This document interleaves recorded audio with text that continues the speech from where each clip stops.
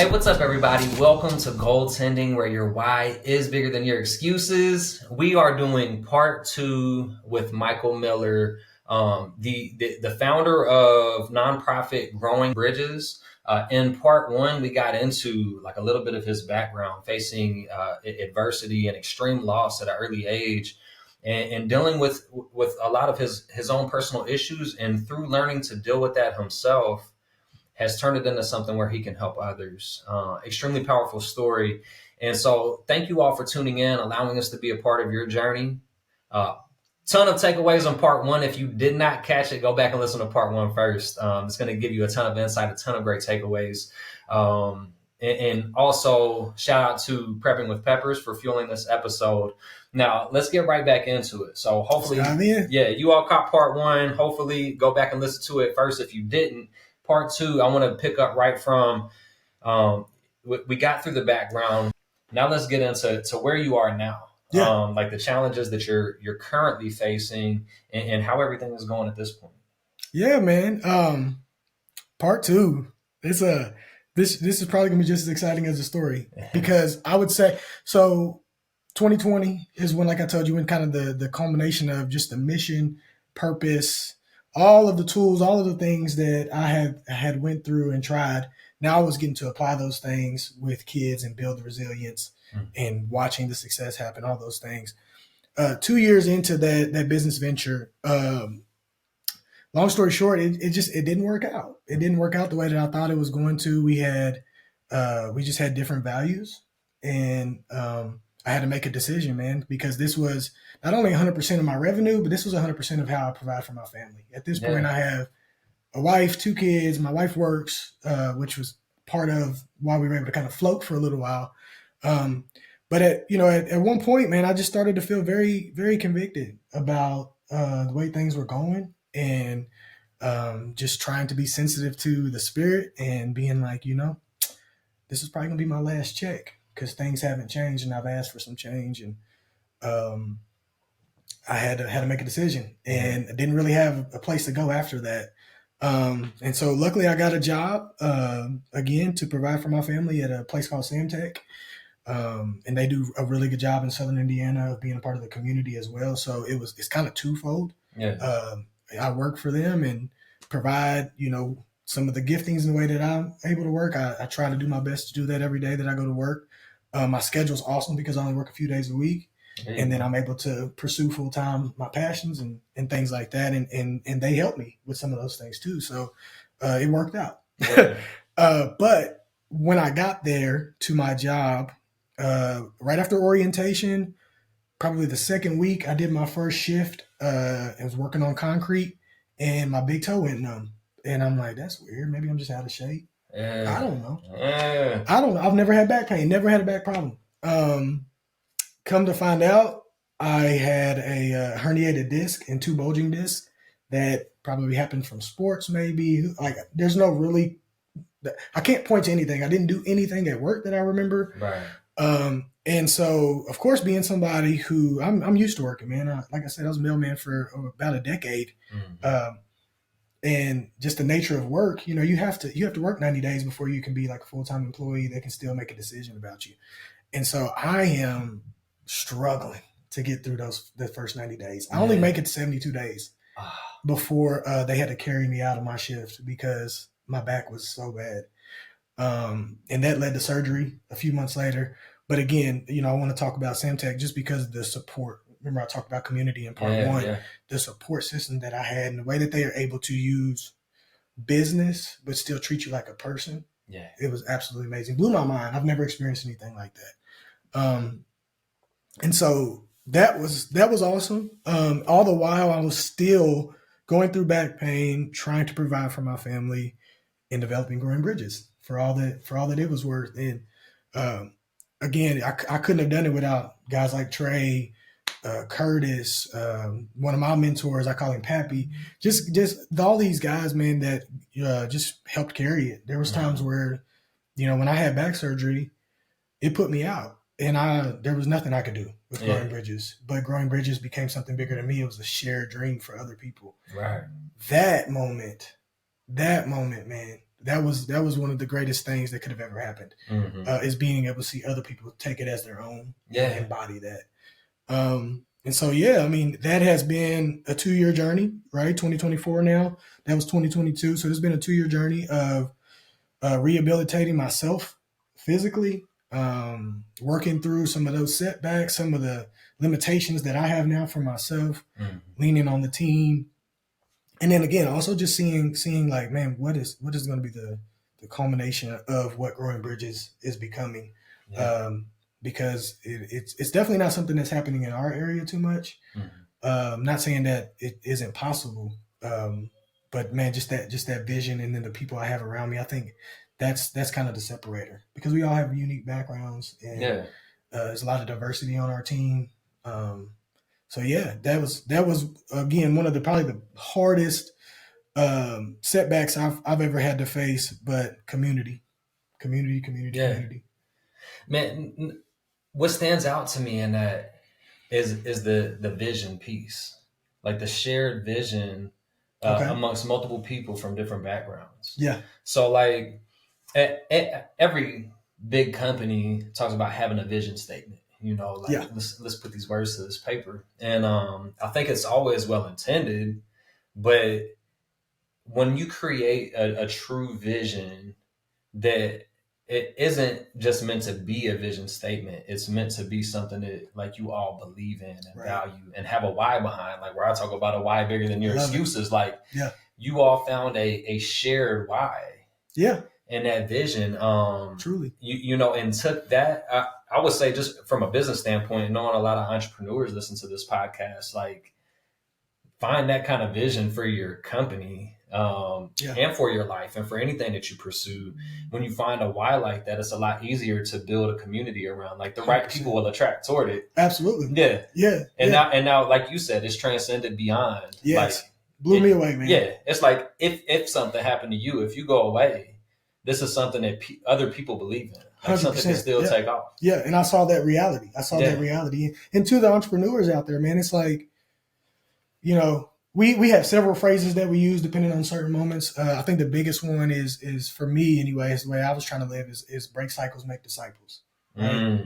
Break the cycle, teach some other people to do it, demand them to go and do it though. Right. And so having that applied knowledge is what's necessary. And yes, you could talk to anybody on my team. I'm pushing all of them to go and do that. And some of them are, man, I know they're blowing their own minds, but even me just sitting back watching them, man, like it's like I ain't got nothing for you. You can't ask where you're at in the space that you're in for your journey right now. I can only cheer you on right now. You know what I mean?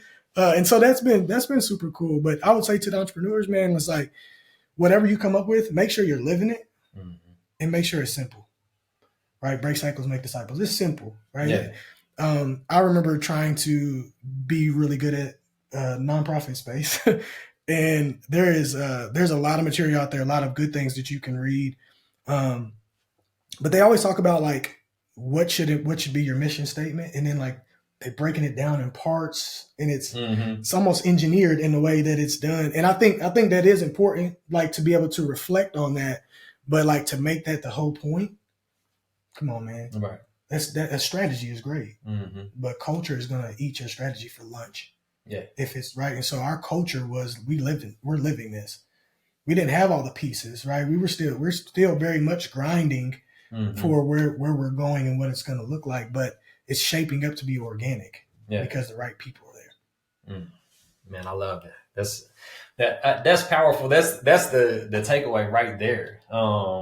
Huge for entrepreneurs. Now, I've dealt with injuries myself, not anything to that level of severity, but I just know an injury in itself isn't just a physical thing. No. Huge mental impact. Oh, man. So, I mean, I'd like to like get into a little bit of that. Like, where was your mind at going through this, and like, how did you fight through whatever you were going through mentally at that time? Man, deep down, Will, bro, I was crushed. I was crushed because it was a dying of myself, because there was a part of me that it was like I couldn't connect with that side of me anymore. It's like I'm used to be able to to get it out and, try to work out. And the more I was trying to do the things that I used to do, the worse it got. And it was like, this ain't making sense, man. Come on. Like, some of this is good stuff. I'm talking to the therapist, the physical therapist. Like, I'm talking to these people. What am I supposed to do? Yeah. And even to the point where it's part of my journey, like a lot of peer support is not just the behavioral modifications and giving people tools and stuff like that. It's the resilience to also like not lean towards substance abuse. Yeah. But mental health and substance abuse is almost it's synonymous. It's the same thing. Yeah. And so even in that, like, of someone who, I named some of those people that had passed away, like my parents with alcoholism, the drugs had taken several of my family members, like I was saying. And so being able to try to work out those demons within that has been passed down, like the breaking cycle side, man, that was extremely challenging. I was scared to take the pain medication, right? Because I had mental barriers. I'm like, I don't know about that. And, and then you start drinking, but now I'm like, okay, but I'm drinking a little bit too often. And okay, so, yeah, it kind of helps with the pain, but what kind of pain are we fighting now? Right. You know what I mean? Yeah. And so, man, there were some dark days. There were some dark days, man. Big struggles. But just trying to move ahead in all of those things. And again, being able to have people to lean on and to be able to be open about those things and to be real about it. Mm-hmm. Just like, hey, I'm not available right now. This thing is really taking a toll on me.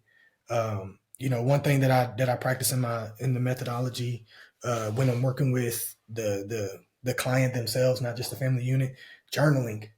Yeah. Having those conversations with yourself is so important. I remember, I don't know, listening to something during my personal development years, early personal development years. And they said Albert Einstein, man, he used to write out a thought, an idea, and he would spend 3 days on that singular thought. Right. Wow. And so, like, I can't remember the statistic, but it's like we have an abundance of thoughts. Yeah. In one day. Right. A lot. So what separates us from a genius? That he was able to focus on a singular thought for multiple days. And so, like, the same with the journaling is like, on this particular day, I wrote this. Yeah. 2 days from now, I might not feel that way. Mm-hmm. But let's go back and reflect on that and really try to have that conversation with myself of like, what's going on there? And again, being able to be separate from what was happening and just, talking to myself through that. I think one thing I learned in my time in peer support, self-compassion, right? Yes. Right. And so I share this with some of the kids who I know really struggle with, the way they see themselves is being able to be like, man, don't let anybody out best friend you.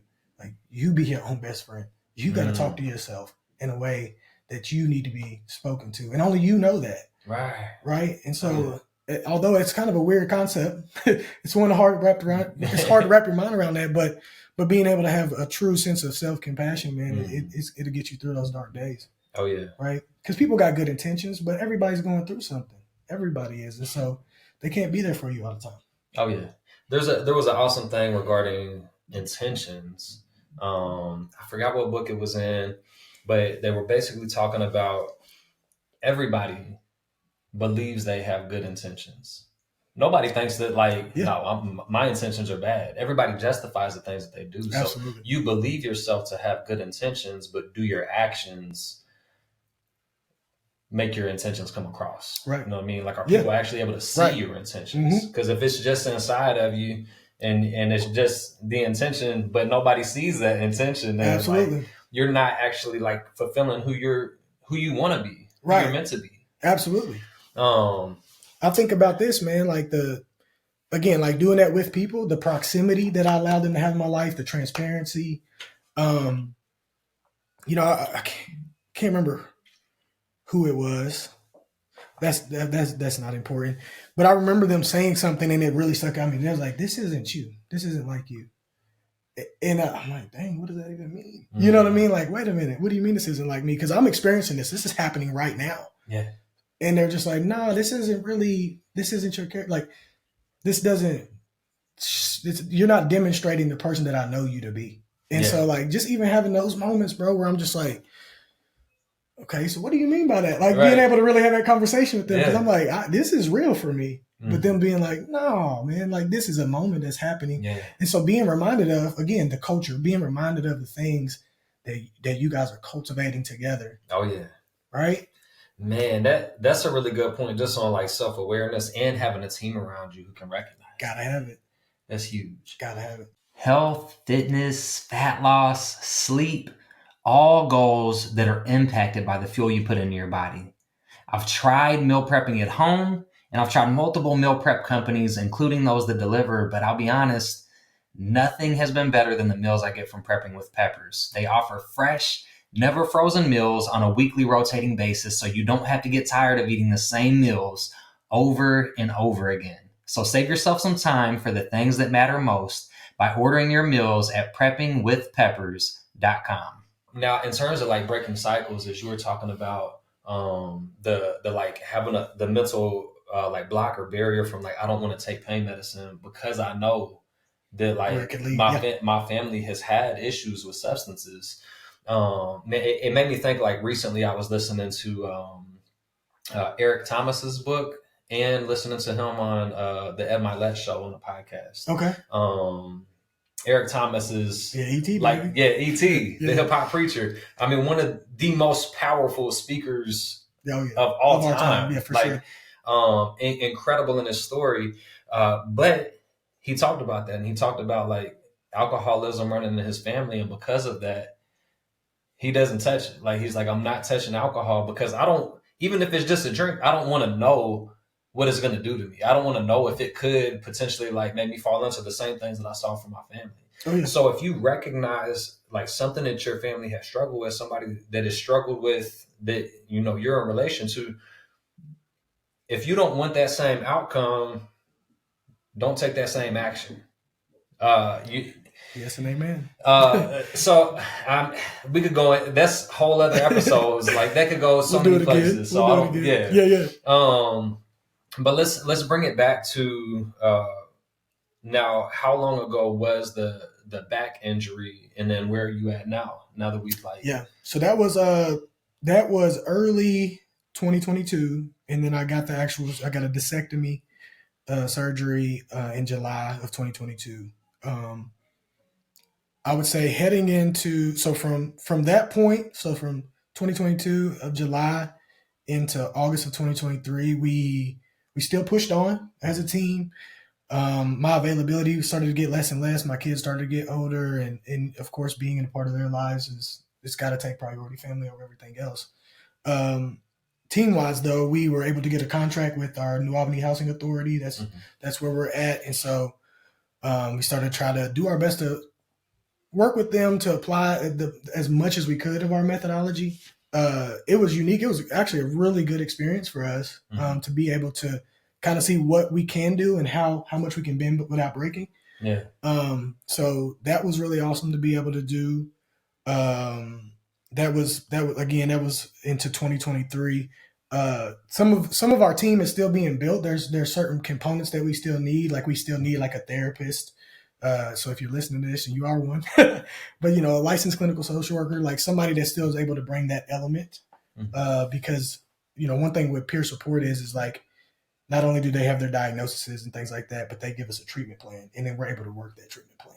Yeah. Right. So we're able to look at the goals and the obstacles to move ahead. And so that was we have one. We've met somebody during that time. She's awesome. Shout out to Shamika.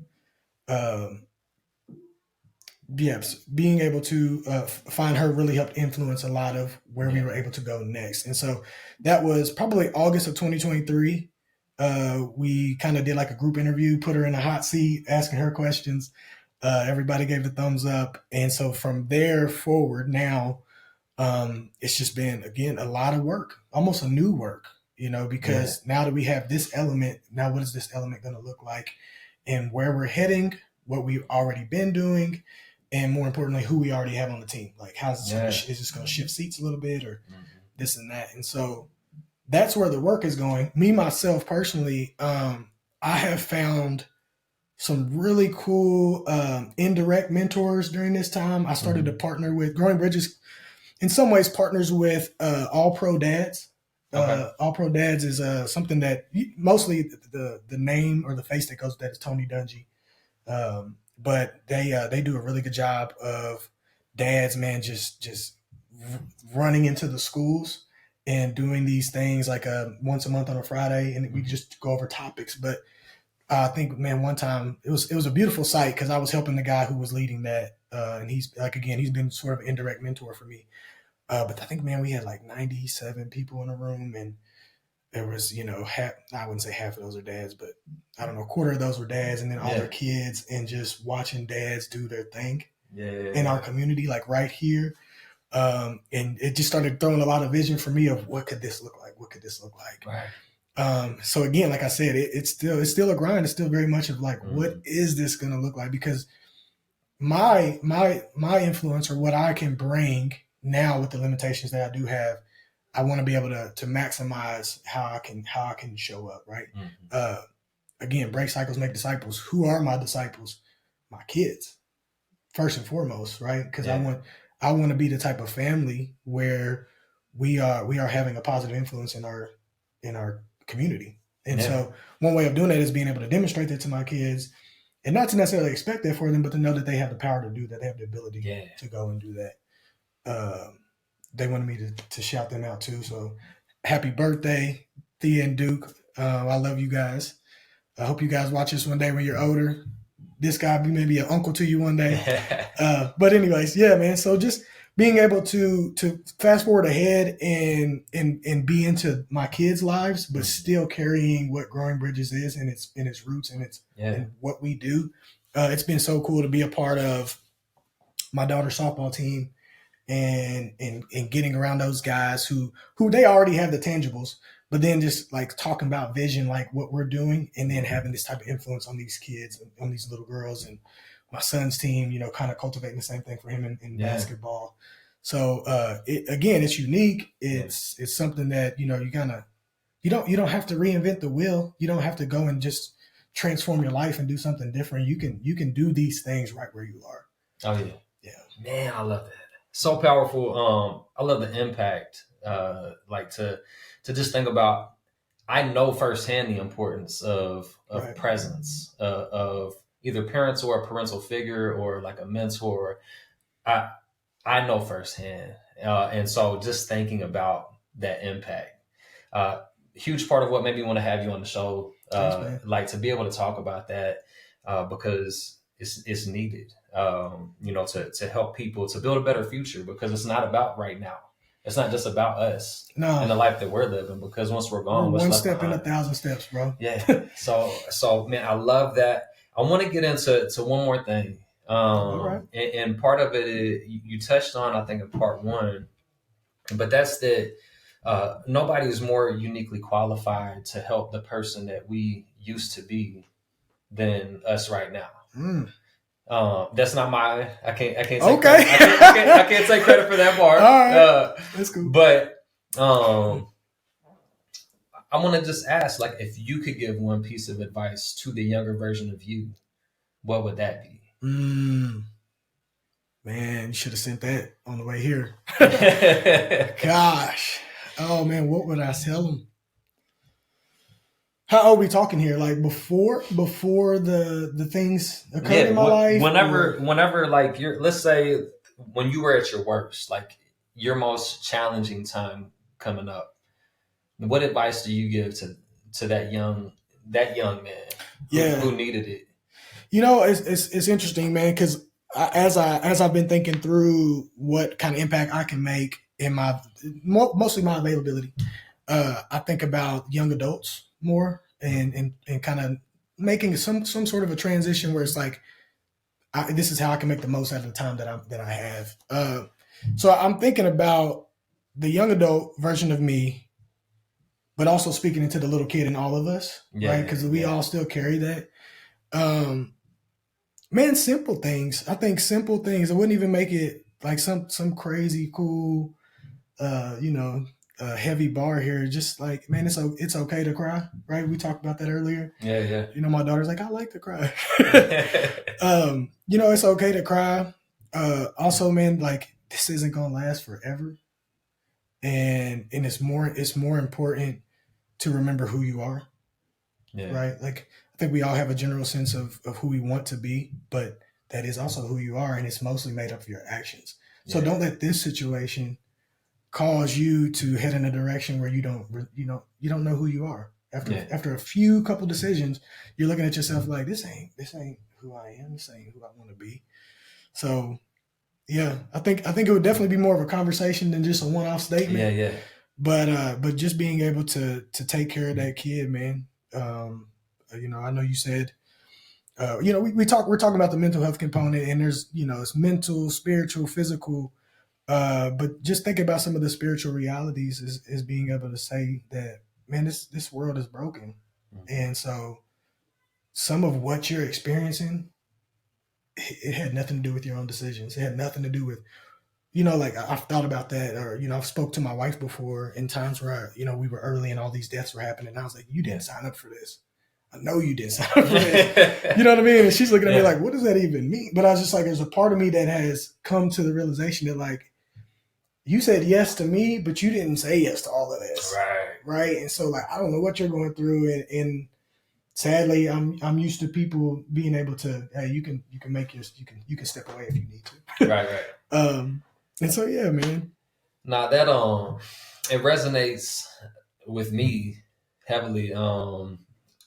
There was a turning point for me, where I realized that I was not who I wanted to be. And I've talked about that in previous episodes, but really it was like I just found myself feeling angry all the time, or having I called it anger, but there was a lot of emotions. But I labeled everything as anger. Right. And it was just a wake up moment of literally looking in the mirror, and I was like, this isn't who I want to be. And I think you kind of have to have some level of that moment. You know what I mean? If you're going through a hard place, you have to have some level of that moment of who do you want to be then? Right. And that's a great question. Yeah. That's the question, right? If you get into that place, it might feel really inorganic to sit there and be like, why am I feeling this way? But maybe rephrase that question. It's like, who do I want to be, right? Because like I said, once I saw myself on the other side of this, I need to start operating as be the person I wish I had. Yeah. It was on from there, Absolutely. Yeah.